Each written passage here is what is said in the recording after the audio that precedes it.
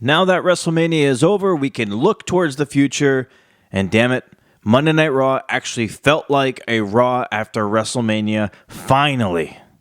Hello, my friends. Welcome to the Wicked Bitter channel. I'm Travis. Thank you for checking out this video. If you are a WWE fan and you love pro wrestling, this is the channel for you. Stick around for a little bit. Give this channel a shot. Check out this video. We got a bunch of WWE content coming out every single week. Every single week we drop WWE content. And actually, you know what? I'm just going to put it out there right now.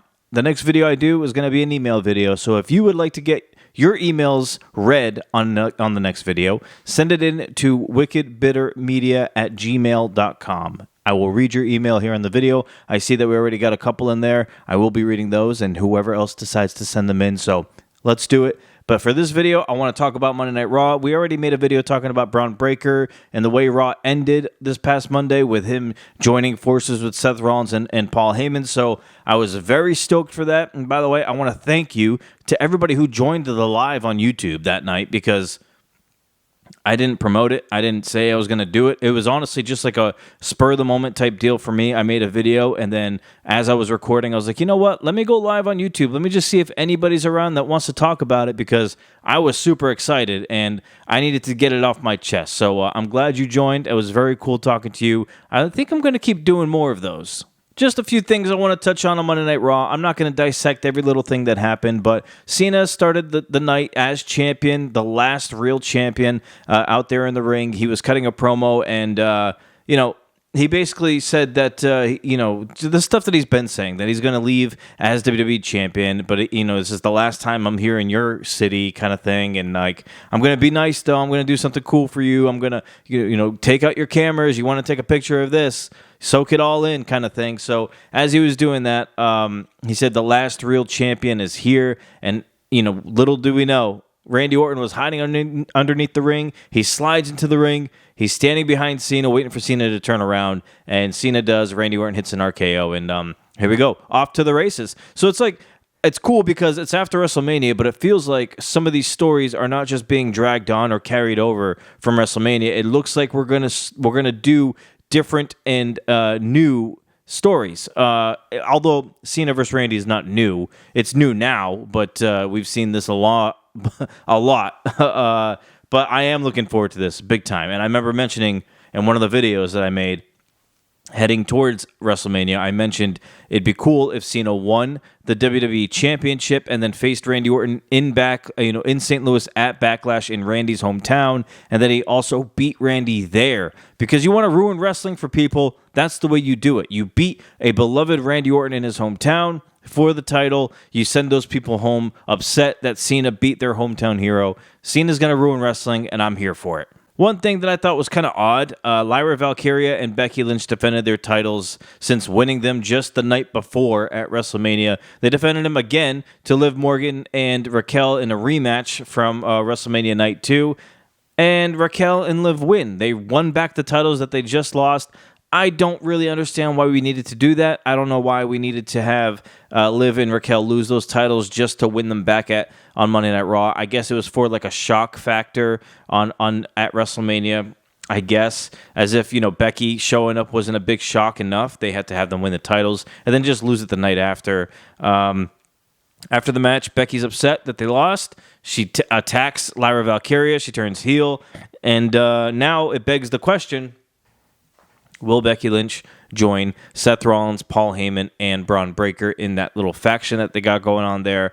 I hope the answer is yes. I want to see this happen. If you're going to have Becky and Seth both as heels at the same time on the same show, why not have them in the same faction? I believe this is a slam dunk. I think this faction is going to slap. This is why I was so excited for it, because there's so much potential here. It's unbelievable. I hope Braun Breaker is not the only one they bring into this. I hope there's one more person. I've mentioned a few times already in both the live video I did on YouTube and the last video I recorded. I would like to see somebody like Ethan Page join this, or maybe Bronson Reed when he comes back. I think those, for me, are my two top choices who I would like to see if they do add another person to this. Another thing I thought was really cool, Rusev showed up on Monday Night Raw. He attacked Alpha Academy. Here's the thing about Rusev. I'm happy he's back. I've always liked Rusev. I just hope, and the same could be said for Aleister Black, because, if the rumors and the hints and the teasing is all correct, it looks like Aleister Black will be showing up on SmackDown this week. The only thing I worry about is how WWE uses these guys, right? They've had cracks at WWE before. They've been on the main roster before.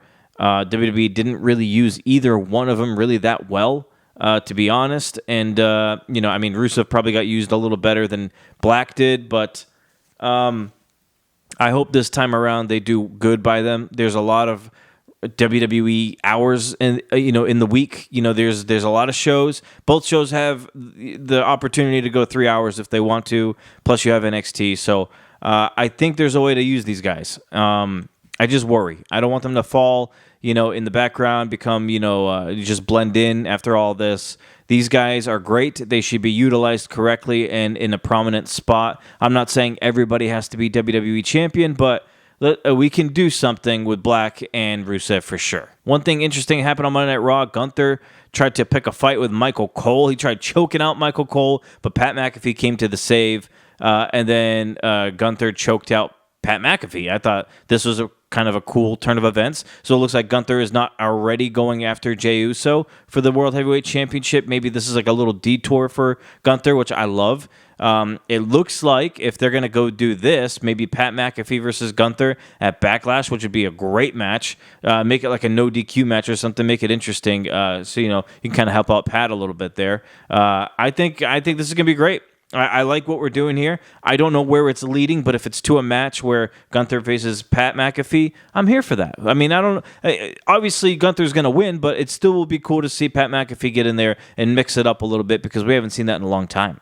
We got to talk about the main event actual match of Monday Night Raw, which was Penta versus Dominic Mysterio for the Intercontinental Championship. Dominic Mysterio is now getting good receptions when he shows up or whenever he's on screen. I love that for him because for a while, and I'm part of this, I didn't like him. I actually legitimately did not like Dominic Mysterio. I'm not even talking about just as a character. I'm just talking about in general. I didn't think he was good, but he has grown on me so much. I love Dom. I think he's awesome. I was rooting for him to win that IC title. He did. I was happy for him. Obviously, a lot of other people felt the same way. It's cool. And for him to beat Penta, he actually defeated Penta with the help of a returning JD McDonough, which I thought was cool to see him. That dude's a warrior, what he went through, the injury, and now he's back. He looks great. Helped Dominic Mysterio win, and Dom beats Penta to stay IC champ. I love it. Dom and Finn Balor did not look happy about this. Finn looked like he didn't know JD was showing up. He didn't want Dom to win. I know Finn's coming for that IC title. He was eyeballing it earlier in the night. It's going to be good. This feud is going to be good between Finn and Dominic. I kind of expect Judgment Day to kind of push Finn out. I kind of feel like Carlito, JD, Liv, Raquel, Dom, they're all going to kind of side with one another, and Finn will be like the odd man out. And I'm here for that.